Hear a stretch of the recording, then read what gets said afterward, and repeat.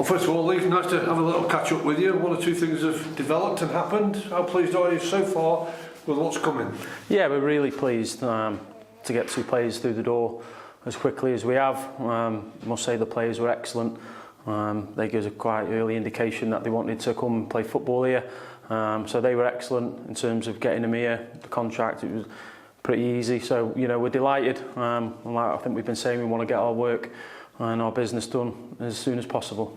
And they are experienced players. Was that always in the remit that what you were going to go for first of all? Good players, regardless of their age. Experience can come in a lot of ways, can't it? Games, etc. But they're good players, and they happen to have that experience and the age, which people will think is excellent. But we're just after good players and good characters to raise the standards in the building. One player that has come back is Kelvin Mellor, of course, and I think his mum's more delighted than anybody else. I've seen 1 or 2 social media posts from her. But you were a player that started here and then went away for your career elsewhere and come back as well. Was that in your discussion when you've had a chat with Kelvin of how he felt about it all? Not particularly, Graham, if I'm honest. No. Each player makes their own decision in terms of what they want. We know what we're getting from Kelvin. What we did speak about is the standards that we're going to be expecting and the things he can add to the dressing room and into training on a daily basis. That's what we spoke about more than anything. So no, that really didn't come into a conversation. We're pleased he wanted to come back. I think that improves us in that area, so we're delighted to have a good player on our hands. And of course this is your real first main sort of recruitment drive, isn't it? You and Alex as the main men in charge. You've already said you're pleased with how it's going. Are you getting good vibes from the people that you're trying to target and bring in and chat with? Yeah, and there's the team doing it, you know, Kenny, Glyn, Josh, JD. You know, we're reliant on them to give us good information. They'll know some of the players better than us probably, so we're getting good information off them. Like we said, we want to try and get it done as quickly as possible. There is some good indications that, you know, something might happen shortly, so we're fingers crossed on that front. We spoke to a number of players and things are looking positive. Would that be a real big bonus, because it's never easy, is it? You know, you make those number 1 targets, number 2 target, number 3 target, but to get them done very early, how big a plus would that be if it could happen?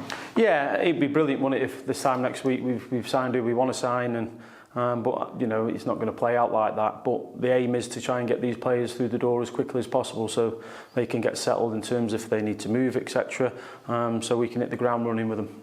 You've been that player, you've gone through that pre-seasons, now the boot's on the other foot because you're directing with the rest of the coaches and the rest of the staff the way that your pre-season's going. I think they're due to be coming in a couple of days a week and sort of part pre-season. Is it important that you have it varied and have it sort of, if you can, make it enjoyable for them? Yeah, you know, they'll start coming back in, you know, working on their conditioning as of this week.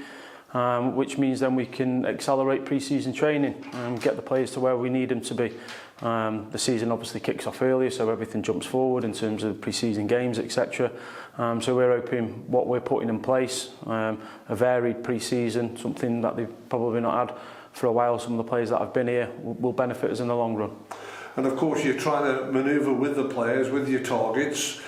One player went out last week, we talked about that in Travis Johnson. There's 1 or 2 others in the pipeline that can happen. Is there any updates on those, likes of Josh Lundstrom and Magic Gomez? Not particularly, Graham. We've had conversations which will obviously stay private, but nothing today to tell you we're any further forward with not just those players but other players as well. So you know, you'll probably find out off Alex, you know, when them situations develop or there's manoeuvre there. And of course, Mick Amanda is the one player that is out of contract. I suppose it's the same boat, is it, where you're waiting to see, but can only go for so long? Yeah, of course it can. You know, Mika's a good guy, and I think he'll be open and honest with us over the next week or so. You know, we really want him to stay at the football club. I've had conversations with Mika and I get where he's coming from on his side, but we'd be delighted if he was to phone up tomorrow and say he's going to sign, put pen to paper for another year, 2 years. But the ball's in his court in terms of how long, in terms of him making the decision, but we're going to have to put a deadline on when that is. A few months ago, you were leading the way in terms of the under-18s and then the under-23s, and a group of young players were coming through, and everybody has seen how impressive they were. The big news I think that's going to come out of the football club is one of those key players has put pen to paper on his first professional contract. And Zac Williams, will talk about the other group as well in a moment, but what does that mean that Zac Williams is going to pledge his future? Yeah, we're delighted. I have a good relationship with Zac and his family, and as soon as we were able to talk, we've been able to do it. Again, his parents have been brilliant in talking to us, and since we've had conversations with Zac in terms of sorting his contract out, it's been good, and we're absolutely delighted. Not only to have a good player, but a good lad on our hands. And we're looking forward to seeing how his career develops and goes, and what he potentially could go on to. Again, we've had conversations in terms of just playing some games, being a successful team next year with us. If he provides anything like he did in League One and League Two next year, but I'm sure there's more to come. We're going to have a top talent again.